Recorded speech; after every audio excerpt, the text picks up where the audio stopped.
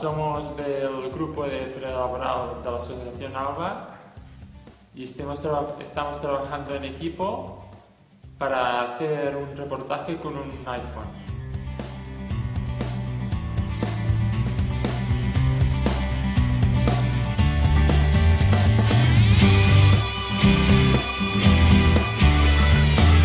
Grabando.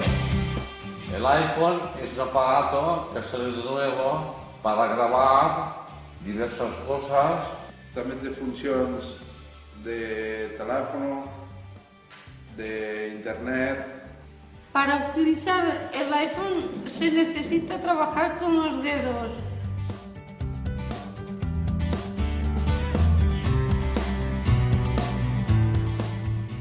Nosaltres treballem al Palau dels Marquesos. Allí fem diferents activitats. És un lloc emblemàtic de Tàrrega, per això ho gravem amb l'iPhone.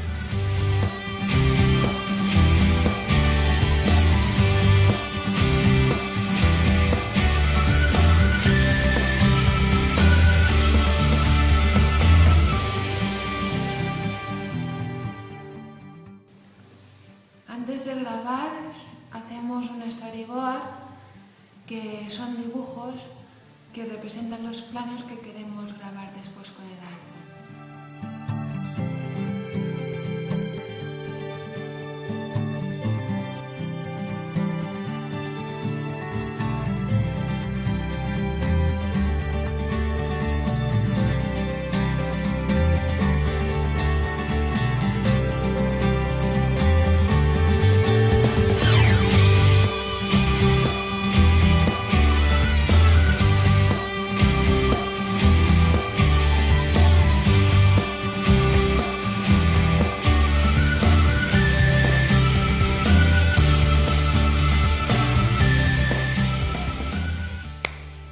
Con el iPhone trabajamos la creatividad, la imaginación y sus maneras de relacionarnos con los demás.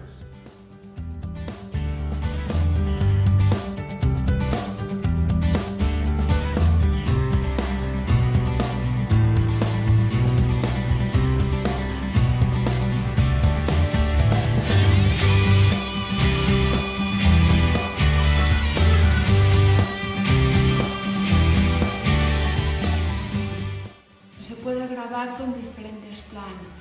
El plano general, plano medio, panorámicas, zoom in, zoom out.